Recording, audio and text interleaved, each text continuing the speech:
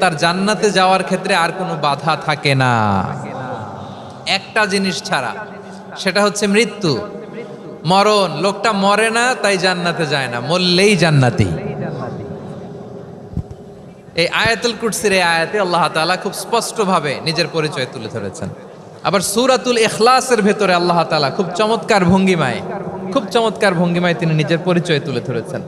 অনুরূপভাবে সূরা হাশরের শেষ 3 আয়াতেও আল্লাহ তাআলা খুব চমৎকার ভাবে নিজের পরিচয় তুলে ধরেছেন। আওয়াজ করে পড়ুন সুবহানাল্লাহ। আমরা সূরা হাশরের শেষ 3 আয়াতের তাফসীর আজকে আমরা শুনব। আসুন আমরা আমাদের রবকে চিনে নেই। আজকের আলোচনার টপিক হচ্ছে আসুন আমাদের রবকে চিনি।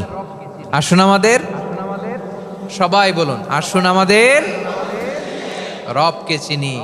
আজকের আমার ঢাকা বিভাগের প্রোগ্রাম থেকে, এই নবাবগঞ্জ বারুয়াখালীর প্রোগ্রাম থেকে আমরা আমাদের রবকে চিনে যাব ইনশাআল্লাহ। বলেন সবাই।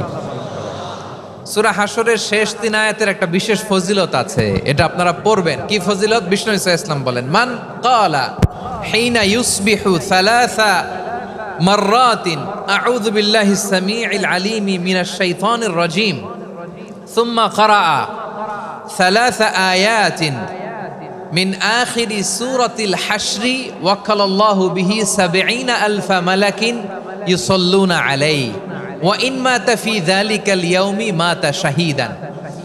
বিশ্বনবী মুহাম্মদুর রাসূলুল্লাহ সাল্লাল্লাহু আলাইহি ওয়াসাল্লাম ইরশাদ করেন, যে ব্যক্তি সকাল বেলা 3 বার তেলাওয়াত করবে আউযু বিল্লাহিস সামিউল আলিম